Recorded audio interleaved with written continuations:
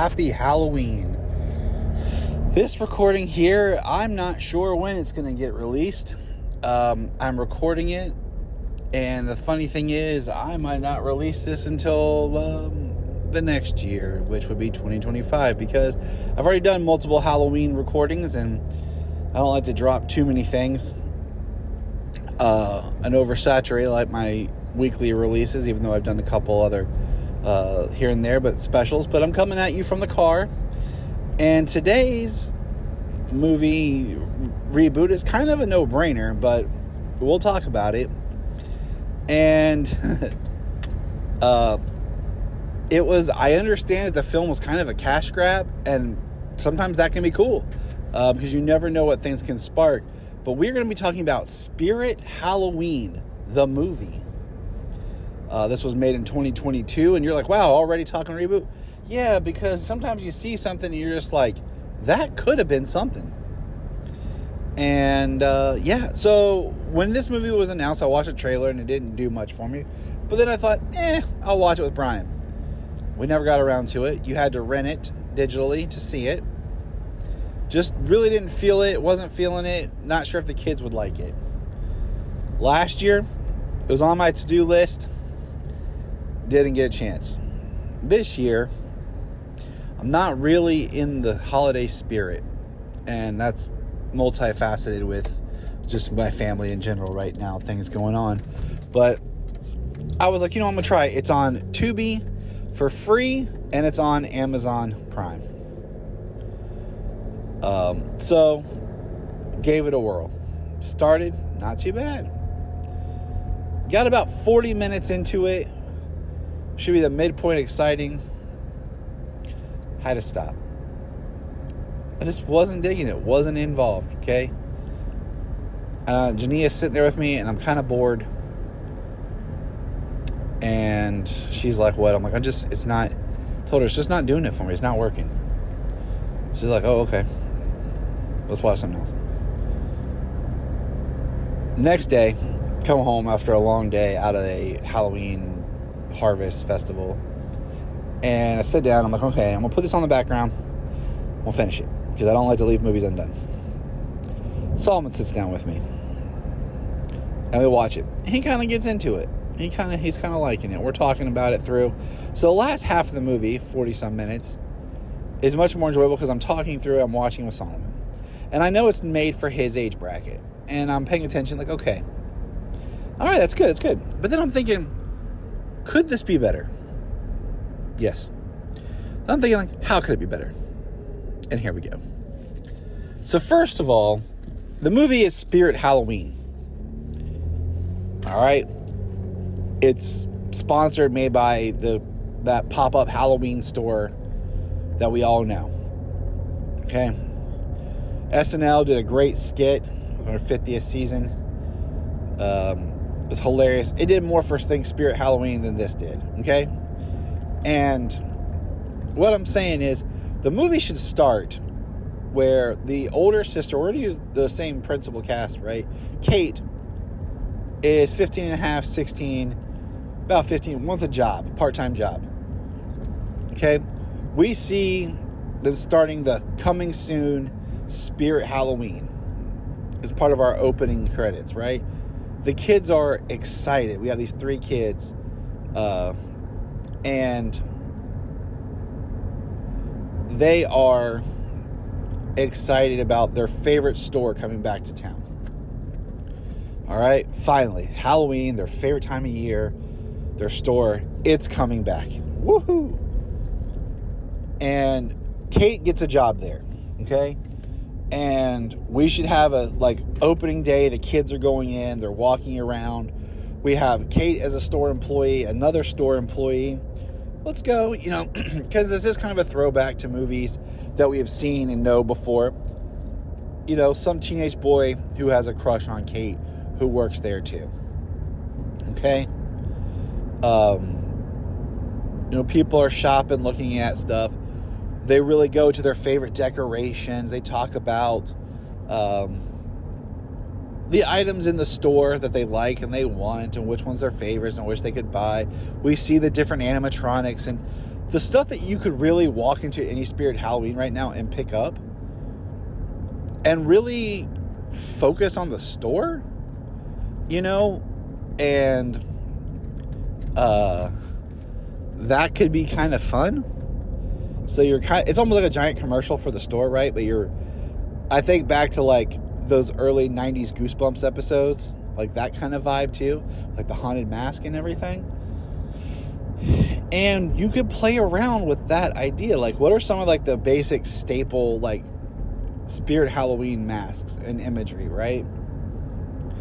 And then you could still do the storyline about the boy whose mother just got remarried and he has his stepsister. We could see the town decorating for Halloween, okay? The town is decorating for Halloween. We see some of the items bought from Spirit Halloween being put up. And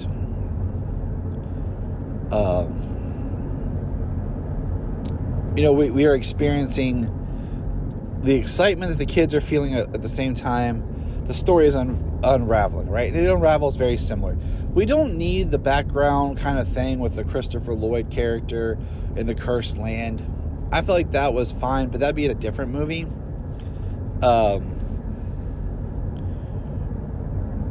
What I think would be interesting is you have the kids get into the store and they decide that one of the store employee tells them about, oh man, did you know that, you know, Spirit Halloweens are actually haunted, blah, blah, blah. Like, there's what? Yeah, there's this ghost that blah, blah, blah. You know, some sort of background that sparks the kids. And they think it's bullcrap, but the one kid wants to. And what happens is they do decide they're going to stay the night, okay, in the store.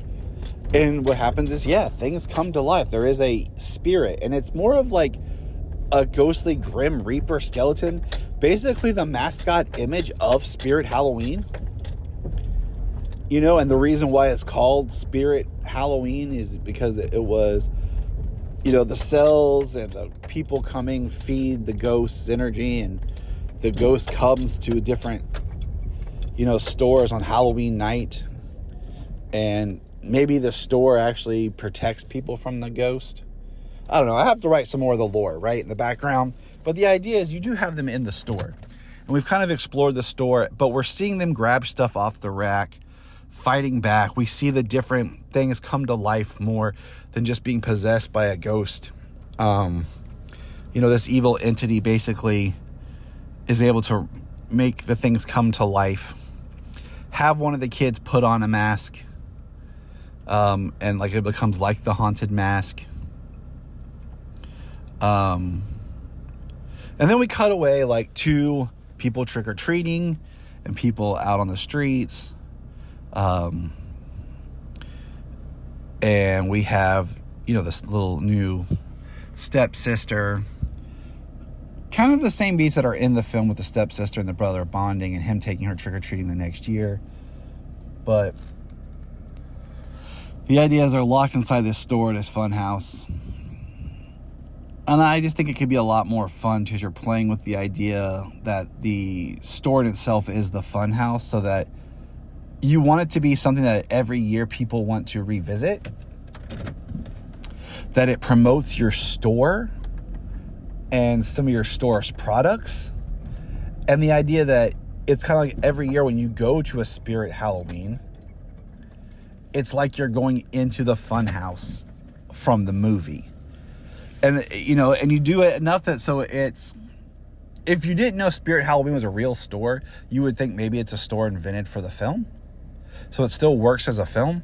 But then the fact that they are really these pop-up stores, or maybe like you said, this time, this specific store is more of a magical Halloween store. Like it comes, but this year the spirit of Halloween chooses this store to possess. And the reason why there's pop-up stores is because they're all over the place, but they can only exist, you know, until the Halloween's over. I don't know. It could have been something great and fun that I would want to revisit every year. Also, it'd be something that when you go into a Spirit Halloween store, they would have a little section of like, check out the movie. and you'd find the movie on the shelf, and they really are kind of wanting to, sell it.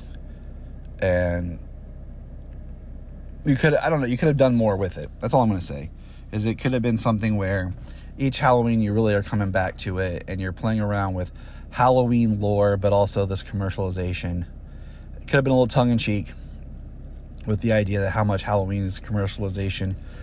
Could have been some rival, like, local store that has costume stuff, but everyone's, going to the Spirit Halloween. One of the characters, their parents could have owned, like, a little store. Our main character, like, they used to own a store, like his dad. I don't know. Just something like that. Something to make it feel more rich. Because I feel like they get into the store early, and they're locked in. And then that's really the movie, but it's so drawn out, and they go underground, and then just, I don't know, were they trying to give it a Goonies vibe or something? I don't know, because it didn't feel like it really worked. I